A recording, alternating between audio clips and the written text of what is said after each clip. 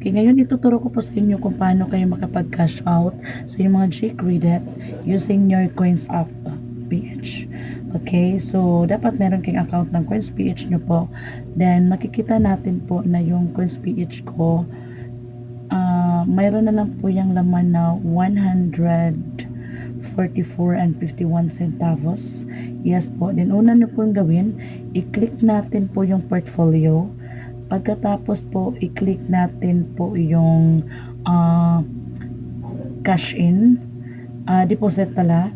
Then pagkatapos po cash in ka, then makikita natin, may scroll mo lang dyan po sa baba.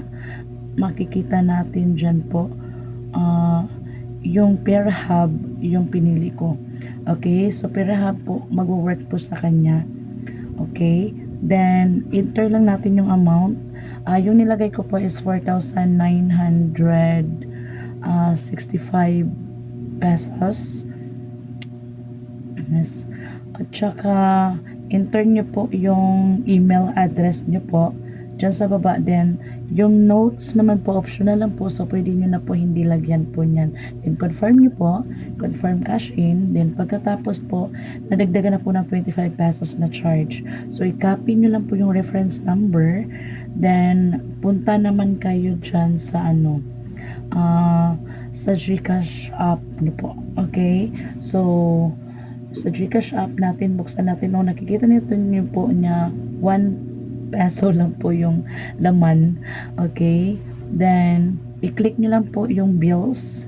Then after clicking bills, payment solutions, then search nyo po yung Dragon Pay. Pwede din po talaga i-search nyo lang po sa, or manual nyo po siya pag search, or i-type nyo lang po.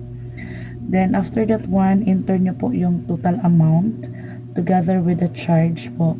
So 4,990. So 4,990 po yung nilagay ko dyan kasi po mayroon na po siyang additional na 25 pesos. Then after that, i-paste nyo lang po yung kinapi natin na reference number.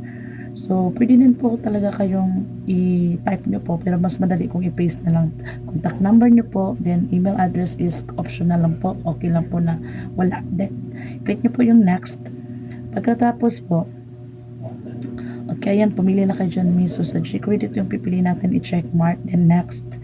Then i-confirm nyo po. After that one, you can see mayroon na pong natatanggap na 5,000 pesos. Yes po. Okay, yan na po yung receipt. So let us check po ngayon kung nakapasok ba siya sa ating Coins App. Okay, nandyan na po siya.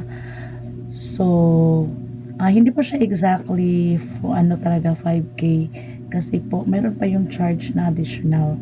Okay, so ngayon naman po cash out naman, then pwede kayo pumili dyan kung saan nyo po siya ika-cash out. So yung pinili ko po sa Gcash, then enter nyo po yung amount na gusto natin i-withdraw. So yan po, or i-transfer natin. Then next po, pagkatapos po makikita natin dyan po everybody, nag-everybody ko. Then enter nyo po yung account name, then account number, then may charge po siya na 10 pesos. Okay, ganyan na po siya then enter nyo po yung verification code. After that, makikita natin yan na po yung ating paresibo. Okay, then check natin po sa ating Gcash app if nakapasok ba. Okay, ayan na siya lang. Okay, diba pwede talaga siya ngayong taon na yan. Nakikita nyo po yung date. Yes po, ngayon ang tagayan 2026 po. Ginawa ko po siya January 26 po. Okay, look at my Gcash wallet. So kanina 1.72. So ngayon talaga nagiging nagkabulsa na. Okay, nagkalaman. Yes. Okay, so ganyan lang po. So hopefully nakatulong yung video na to. Yes po. Kaya i-try nyo na din po. Thank you for watching.